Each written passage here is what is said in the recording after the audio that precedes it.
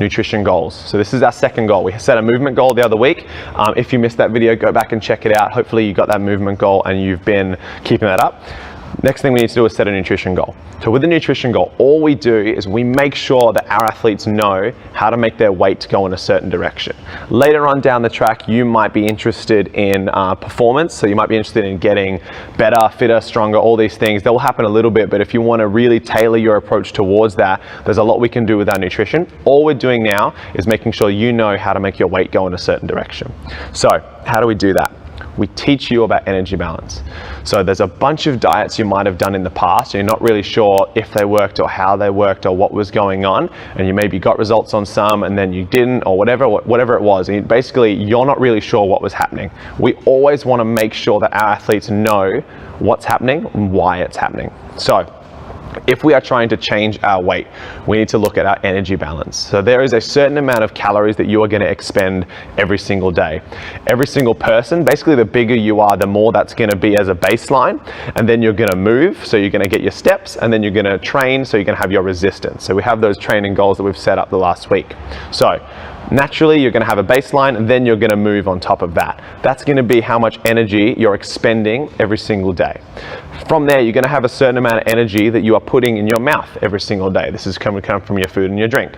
So if these are equal, then you are energy balanced. So basically what that means is your weight isn't going to do anything. If you are expending a little bit more energy than you are intaking, so if your energy expenditure is this high and your intake is this high, then there's going to be a discrepancy in that. And that gap, the energy is going to have to come from somewhere, and it's going to come from the stored energy on your body. That we store it in muscle and we store it in fat. We make sure we do our resistance training so that the fat is the thing that's going to be giving that energy and not muscle. Went through this again in your training goals. So what we want to be making sure we're doing if we're trying to lose weight is we need to get our expenditure up, or we need to get our intake down, or we can do a little bit of both. And that discrepancy in the middle of those two numbers, that's what's going to come off our body and be used as energy. And if we continue to do that day on day, we're going to keep on using energy from our body, and our body weight is going to continue to go down. So I presume that's going to be your goal starting out.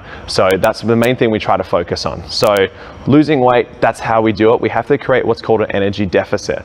So the easiest way we do this is we essentially ballpark it. So we don't use a very specific calorie measure out of the gate, because we don't want to overwhelm people too much with a big change.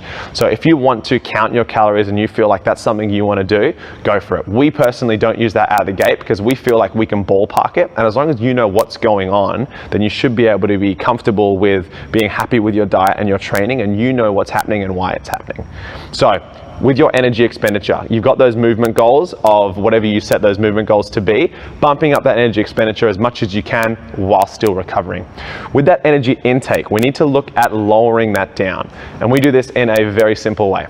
Eat more protein, eat more vegetables, eat less other. Do that as much as you can. Easier way to do this would be for the next week, do it at dinner. So at dinner, have a bit more protein than you'd usually have a bit more vegetables than you'd usually have, and have less other, or even take out the other would be another easy way of doing it. So do this wherever you can, and this is going to lower your intake, mainly because the other that you were going to have, the other's not in there anymore. So obviously that intake's a little bit lower for that reason. But increasing your protein and your vegetables as much as you can is going to increase your satiety. So satiety basically means how full we feel, and the amount of protein that we're eating and the amount of volume our stomach is. So putting a bunch of vegetables in, we're going to increase that volume in our stomach. That's what's going to make help us to feel full. So if you can eat more protein and vegetables and less other in one meal per day for the next week, that'd be a great start. And then if you feel like your weight is going in the direction you want it to go, keep going. If you feel like you want to increase it a little bit, then do it at 2 meals. Or you might want to look at other binges. So as in protein, vegetables, and other. The other might be coming from like alcohol, or it might be coming from a big pub feed on the weekend, or the morning tea tray at work, whatever it might be. Have a look at where your other is coming from and trim that back as much as you can. Right? We still want to include it in your diet, because we want to make sure you're enjoying your diet and having things that you enjoy. But you've come to us because you want to prioritize your health and fitness. And if you want your weight to go down, you need to start monitoring your other. right? Don't eliminate it completely because we do want to enjoy the diet. Just trim it back as much as we can and get your protein and vegetables up as high as you can. So this is a great start. Like I said, do this as much as you can. Doing it for all your dinners for the next week or all your lunches for the next week or something like that would be a great start, and then we can go from there. So now you've got a movement goal and now you've got a nutrition goal.